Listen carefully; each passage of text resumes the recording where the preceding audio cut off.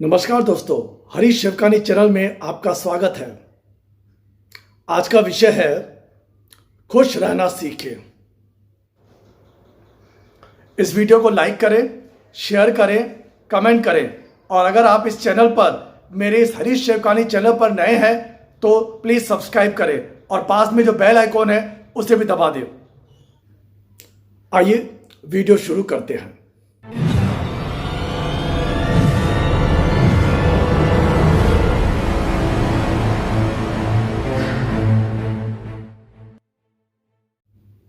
जीवन शैली सुधारें।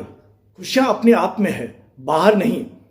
हम लोग खुशियों को बाहर ढूंढते हैं और फिर हम दुखी होते हैं क्योंकि खुशियां अंदर है, बाहर नहीं।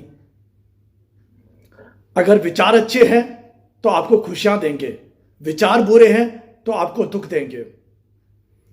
तो विचारों को आप कंट्रोल करना सीखें, मन को आप कंट्रोल करना सीखें।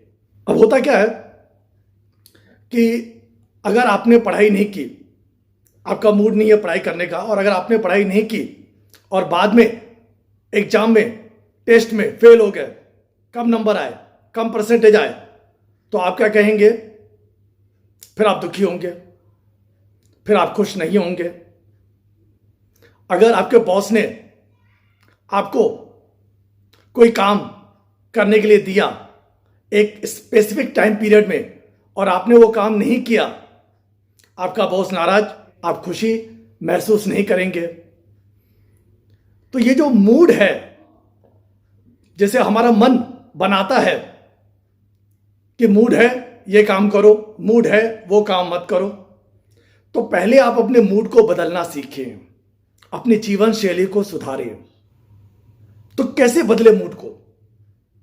बहुत आसान तरीका है कि जब भी आपको कोई काम करने का मन ना हो तो आप उस काम को जबरदस्ती करें, फिर देखिए कुछ ही मिनटों में आपका मूड बन जाएगा। प्रयोग करके देखें, बहुत ही लाजवाब प्रयोग है। मन को कंट्रोल कैसे करें, इस पर भी मैंने एक वीडियो बनाया है जिसकी लिंक डिस्क्रिप्शन में है, आप वो देख लीजिएगा उस वीडियो को। तो उसमें भी कई प्रैक्टिकल उपाय बताए गए हैं मन को कंट्रोल करने के।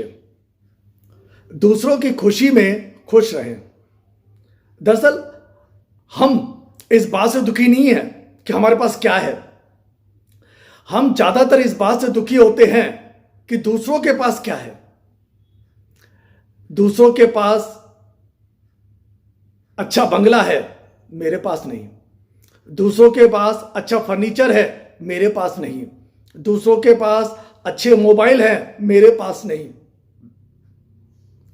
दूसरों की खुशियों में जब हम दुखी रहते हैं तब हमारा सबकॉन्शियस माइंड, अवचेतन मन, जिसका संबंध ईश्वर से है, वो ये जानता है, वो ये समझता है कि जो खुशियां दूसरों को मिली वो खुशियां इसे ना मिले, क्योंकि अगर वो खुशियां इसे मिल गई तो ये दुखी रहेगा।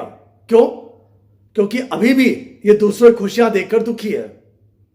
तो इसीलिए सबकॉन्शियस माइंड उन सारी अच्छी अच्छी बातों को हमारे पास आने से रोकता है। तो आप दूसरों की खुशियों में खुश रहिए, क्योंकि आप दूसरों की खुशी में खुश हैं तो अवचेतन मन सोचेगा कि इसको वैसी खुशियां मिले तो ये भी खुश रहेगा। तो इसीलिए हमेशा दूसरों की खुशी में खुश रहें। तो दूसरों को खुश देखकर खुश रहिए। शुरू शुरू में ये मुश्किल होगा, पर जब आपकी आदत बन जाएगी कि दूसरों खुशियों में खुश रहने की, दूसरों के सुख में खुश रहने की, तो फिर ये जो आदत है वो धीरे धीरे आपके अवचेतन मन को, आपके सबकॉन्शियस माइंड को एक प्रकार से निर्देश देगी, एक प्रकार से डायरेक्शन देगी कि वो सारी खुशियां, वो सारे सुख इस व्यक्ति को मिलने चाहिए। तो इसीलिए दूसरों की खुशी में आप जितना खुश रहेंगे, आपके पास वो सारी खुशियां दौड़ते हुए आएगी। धन्यवाद देव।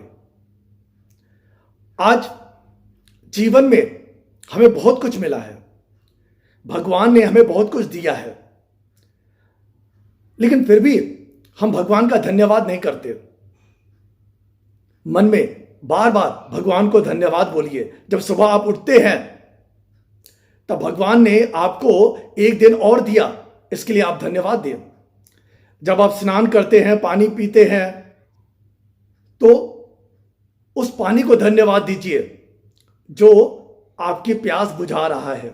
उस भोजन को धन्यवाद दीजिए जो आपका पेट भर रहा है। उस सूरज को धन्यवाद दीजिए जिनकी गर्मी से, जिसकी ऊष्मा से पूरा विश्व चल रहा है। इस हवा को धन्यवाद दीजिए जो आपके सांसों के द्वारा आपके प्राण को पोषण दे रही है। आप हर चीज को धन्यवाद देना सीखें। जब प्रैक्टिकल दुनिया में भी यह पॉसिबल है, जब कोई आपको कैश दे या चेक दे, तब आप उसे धन्यवाद कहें। अगर आप उसे डायरेक्ट धन्यवाद नहीं कर सकते तो मन में धन्यवाद कहें।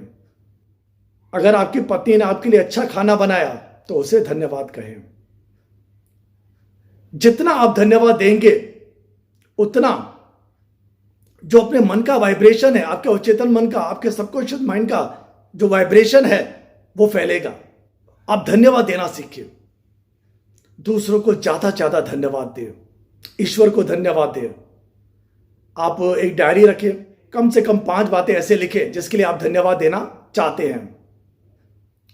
आप चाहे तो मोबाइल पर आजकल ऐसे बहुत सारे ऐप मिल रहे हैं, ग्रेटिट्यूड ऐप, जिसमें आप 5-5, 10-10 बातें रोज की ऐसे लिख सकते हैं जिसके लिए आप धन्यवाद देना चाहते हैं। यह धन्यवाद देना एक प्रकार से मैजिक की तरह काम करेगा और आपके जीवन को खुशियों से भर देगा। रोंडा बर्न ने इसके ऊपर एक किताब लिखी है, मैजिक, जिसे हिंदी में जादू, यह किताब का नाम है। खुशियां पाने के लिए खुशियां देना सीखिए। खुशी जो है वो एक प्रकार से संसर्गजन्य है, यानी कि आप जितना खुशियां देंगे, खुशियां उससे दुगनी चौगुनी होकर आपके पास वापस लौटेगी। ये एक नियम है, ये नेचर का एक नियम है। जितना दोगे उससे कहीं ज्यादा मिलेगा। दुख दोगे तो दुख मिलेगा, सुख दोगे तो सुख मिलेगा, खुशियां दोगे तो खुशियां मिलेगी, दर्द दोगे तो दर्द मिलेगा। तो आप खुशियां देना सीखिए, अपने परिवार को खुश रखना सीखिए। अगर आप नौकरी करते हैं तो आप अपने बॉस को, अपने सहकर्मियों को खुश रखना सीखिए। अगर आप व्यापार करते हैं, बिजनेस करते हैं, तो आप अपने क्लाइंट्स को, अपने ग्राहक को, अपने कस्टमर को खुश रखना सीखिए। अगर आप टीचर हैं तो अपने स्टूडेंट्स को, विद्यार्थियों को खुश रखना सीखिए। अगर आप डॉक्टर हैं तो अपने पेशेंट को खुश रखना सीखिए।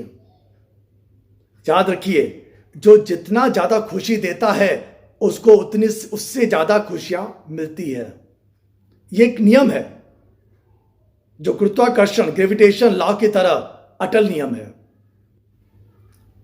खुशियां किसी स्थान विशेष पर नहीं है। कई बार हम ये सोचते हैं कि पिकनिक जाते हैं, कई बार हम ये सोचते हैं कि कहीं घूमने जाएंगे, कहीं हिल स्टेशन पर जाएंगे, और ये सारा तनाव, ये सारी चिंता, ये सारी परेशानियां सब छूट जाएगी। लेकिन चिंता, परेशानियां ये किसी स्थान पर नहीं होती, यह हमारे अंदर होती है। क्योंकि 2 संसार होते हैं इस दुनिया में, एक अंदर का संसार, एक बाहर का संसार।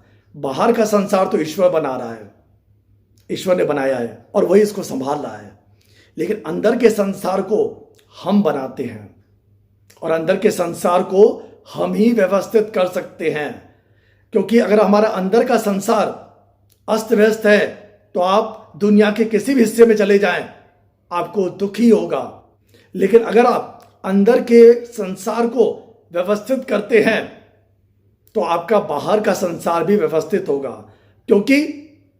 क्योंकि हमें यह लगता है कि बाहर सब ठीक है तो अंदर सब ठीक हो जाएगा, पर सही यह है कि अंदर अगर सब ठीक है तो बाहर ठीक होगा। ध्यान दीजिए, जैसा अंदर वैसा बाहर। और जैसे ही अंदर के विचार आपके व्यवस्थित हो गए तो फिर आप दुनिया के किसी भी हिस्से में रहेंगे तो आप खुश रहेंगे। कई लोग एसी कमरों में रहते हुए भी दुखी रहते हैं और कई लोग बाहर फुटपाथ पर, रोड पर, छोटे से घर में रहते हुए भी सुखी रहते हैं। तो सवाल सुख का किसी स्थान विशेष से नहीं है, वो है अपने अंदर के संसार को बदलना। जब आप अपने अंदर के संसार को बदलते हैं तो बाहर का जो संसार है वो ऑटोमेटिकली चेंज हो जाएगा। धन्यवाद।